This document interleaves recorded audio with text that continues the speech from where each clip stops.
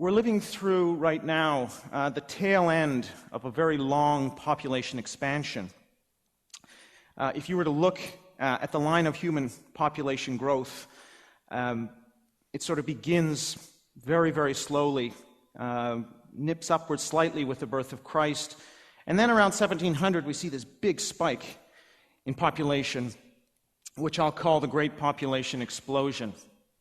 And so the story of our species really has been one of expansion and growth. Out of Africa 40,000 years ago, spreading territorially, increasing in population. But according to the United Nations, in about 2085, world population will peak at 9 billion, and we will enter into a phase of global population contraction. The first time in human history where we have a voluntarily induced global population decline. And I want you to ponder the significance of that. So we have to ask ourselves, are the ideas that accompanied the big spike in population of the years 1700 to 2050, that is, the ideas of the Enlightenment, of liberalism and progress, necessarily going to be the same ideas that accompany the great contraction of human population that'll begin at the end of our century? Already we can see straws in the wind of the great shrinking, as I call it, of population. So the world's rural population has now, just in the past decade, begun to decline. That's an early indication.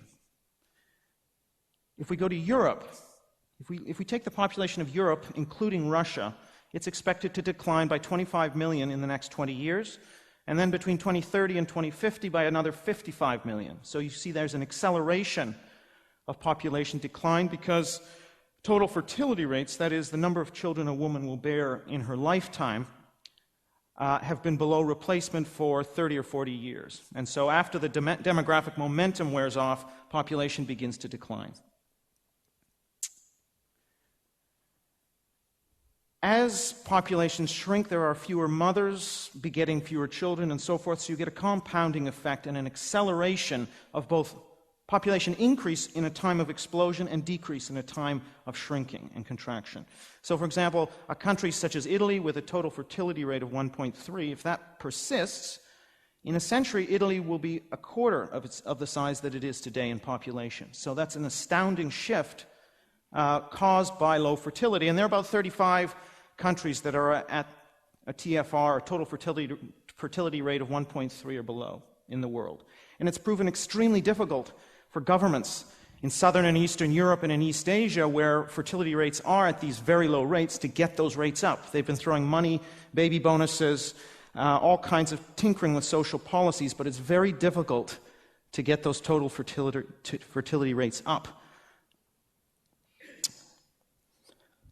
And just a little note on demography. Some of you who may think, well, this is crystal ball gazing, these are just forecasts. Demography is actually the most predictable of the social sciences, because we can look at an age structure.